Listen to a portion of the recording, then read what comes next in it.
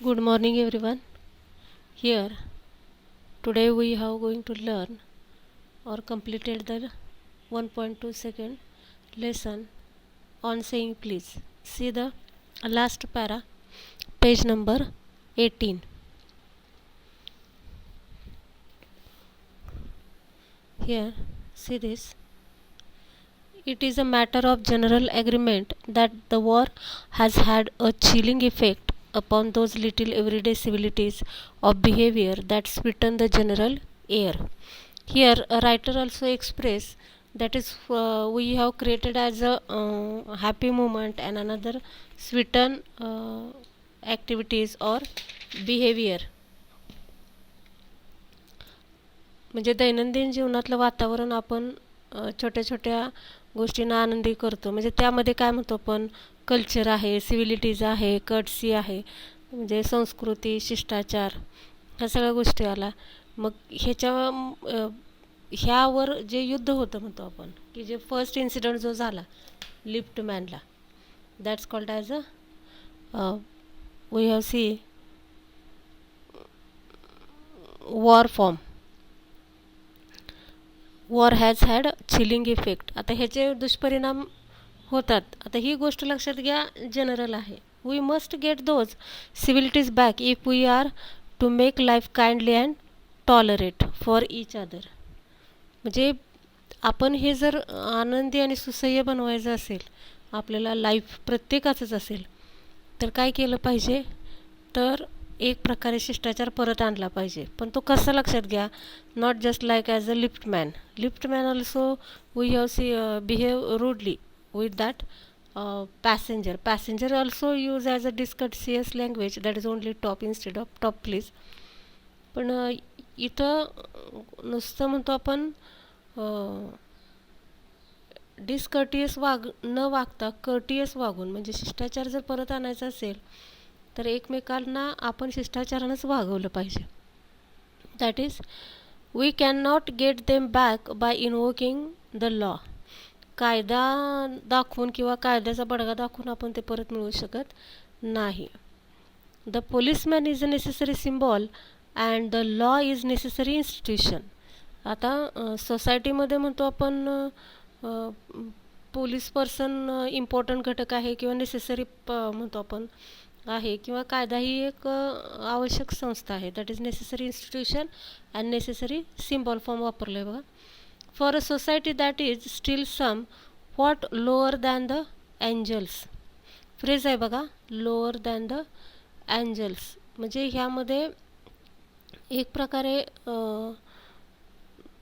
शिष्टाचार हा फॉर्म किंवा शिष्टाचार पुनर्स्थापित करण्यासाठी काय केलं पाहिजे बघा. Thou hast made him a little lower than a angels. Here it means less than perfect.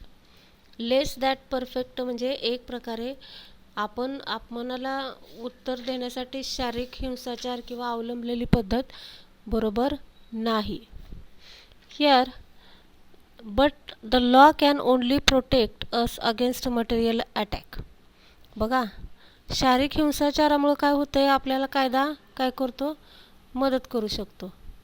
कायदा ही आवश्यक संस्था आहे लक्षात घ्या, किंवा पोलीस हा गरजेचा घटक आहे. पण शिष्टाचारामध्ये law is not important and law is not useful. Okay. आणि हा जो झालेला अपमान आहे किंवा डिसरिस्पेक्ट म्हणतो आपण, that is called as a nor will the liftman's way of meeting moral affront. Moral affront that means we have called disrespect, that is offending hurting one's pride. म्हणजे एक प्रकारे अनैतिक म्हणतो आपण वागणं जे आहे ते, किंवा disrespect. By physical violence helps us to restore the civilities. म्हणजे हिंसाचार न करता आपला शिष्टाचार पुनर्स्थापित केलं असतं त्यानं, किंवा लिफ्टमॅननी लक्षात घ्या शिष्टाचारानंच त्याला रिफ्लेक्ट दिलं असतं. त्यानं कृपया नाही म्हणू दे, पण त्या पॅसेंजरशी काय केलं पाहिजे होतं, अति विनयशील पद्धतीने त्याने बिहेव करायला पाहिजे. That is who liftman also use as a very civilities language.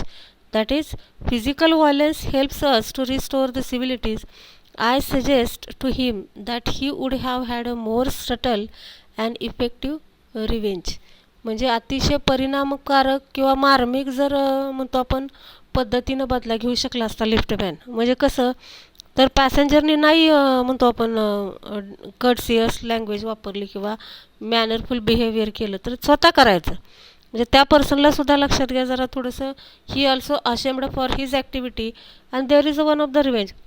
म्हणजे तो एक रिव्हेंज घेतल्यासारखाच होतो लक्षात घ्या. पण तो चांगला आहे लक्षात घ्या effective revenge. If he had treated the gentleman who would not say please with elaborate politeness. बघा म्हणजे जो माणूस त्यांच्याशी उद्धटपणे वागला किंवा चांगला वागला नाही मॅनरफुल बिहेवियर नव्हतं तर त्याच्याशी अतिशय म्हणतो आपण त्या लोकाशी किंवा त्या व्यक्तीशी पर्टिक्युलर तुम्ही काय करायचं अतिशय पोलाइटली वागायचं. मग काय होतं आहे त्यामुळे केवळ त्या उद्धट व्यक्तीवर नव्हे तर स्वतःवर देखील विजय मिळवल्यासारखा होतो. That is he would have had the victory not only over the boor. Here not only over the boor that means rude person और insensitive person but over himself that is the victory that counts. पण स्वतःवर सुद्धा आपण काय करू शकतो विजय मिळवू शकतो. And that's the real victory we are called. The polite man may lose the material advantage but he always has the spiritual victory. बघा the polite man may lose the material advantage.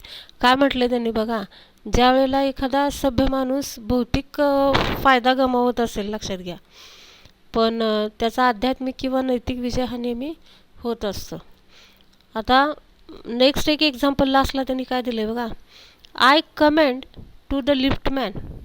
आता लिफ्टमॅनला किंवा एक प्रकारे लिफ्टमॅनला समजण्यासारखा किस्सा आहे हा किंवा त्यांना एक सांगायचं आहे त्यातून.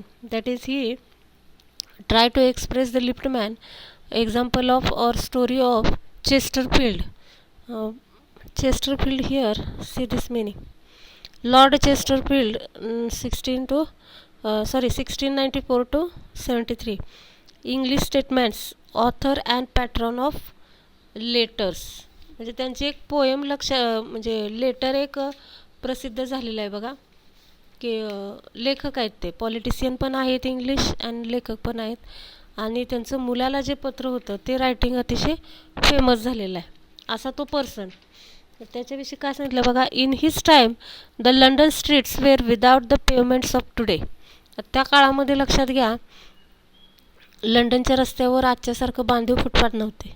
नुसतं भिंतीच्या बाजूनच चालायचं. कोरडी पायवाट म्हणतो आपण त्याला म्हटलेलं आहे त्याने without payments. And the man who talk the wall और took the wall he had the driest footing. Driest footing म्हणजे काय एक प्रकारे कोरडी पायवाट मिळत असे. आता एक दिवस चेस्टरफील्डला कशा पद्धतीनं अनुभव आला बघा. I never give the wall to a scoundrel. Here एक माणूस भेटला त्याला आणि तो माणूस काय एक्सप्लेन करतो बघा किंवा त्यांनी जे ॲटिट्यूड त्याचा दाखवलेला आहे तर डिस्कर्टसी दिसते थोडक्यात. Here I never give the wall to a scoundrel, said a man who met Chesterfield one day in the street. चेस्टरफील्डला एक बदमाश भेटला आणि म्हणजे तो माणूस काय म्हटला चेस्टरफील्डला की मी बदमाश माणसाला भिंतीची बाजू कधीच देत नाही. बघा म्हणजे ह्या बाजूला मी कधीच चालून देणार नाही. म्हणजे स्वतः जर चालायला लागले तर ते त्या फुटपाथ नव्हताच तो कोरडा रस्ता होता मातीचा तिथून परमिशन नाही. म्हणजे इथं discourteous behaviour that person we have see. But what's the reply of Chesterfield. आता तो डिस्कटियस बिहेवियर केलं म्हणून चेस्टरफील्डने काय रिप्लाय दिला बघा अतिशय पोलाइटली रिप्लाय दिला तिथं. Here I always do sed Chesterfield stepping with a बो इन टू द रोड. काय म्हटलं बघा त्याने मान झुकवून त्यांनी रस्त्याच्या बाजूला उतरून चेस्टरफील्ड काय उत्तरले मी नेहमीच देत असतो. बघा मी देत नाही म्हणतो तो पर्सन पण चेस्टरफील्ड त्याच्या आपच म्हणतात मी नेहमीच देत असतो. I hope the liftman will agree that his revenge was much more sweet than if he had plunge the fellow into the mud. What he express lastly जे लिफ्टमॅनली जे चेस्टरफील्डने जे रिप्लाय दिला तो एक प्रकारे बदलाच घेतल्यासारखा होता चेस्टरफील्डने त्या अननोन पर्सनचा, पण अतिशय पोलाइटली. आणि हे दिलेलं प्रत्युत्तर त्या व्यक्तीला चिखलात ढकलून दिल्यापेक्षा कितीतरी जास्त समर्पक होतं. And that's liftman also agree about, or liftman also we have see accept this example, that is this is very good behavior. We have see forward person. Okay, here see this brainstorming form. Some objective brainstorming we have see already here solved. You also observe all these answers.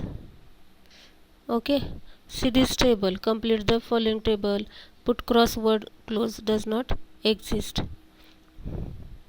Here write appropriate expression and words which you have to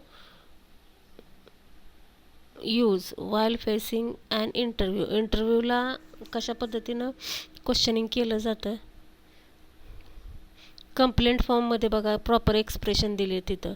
I disagree, I am sorry to say that this, but excuse me, I am afraid. म्हणजे directly लक्षात घेऊन negation नसते किंवा एक प्रकारे insulting statement नसतात. Instead of that you should be also use very proper complaint statement.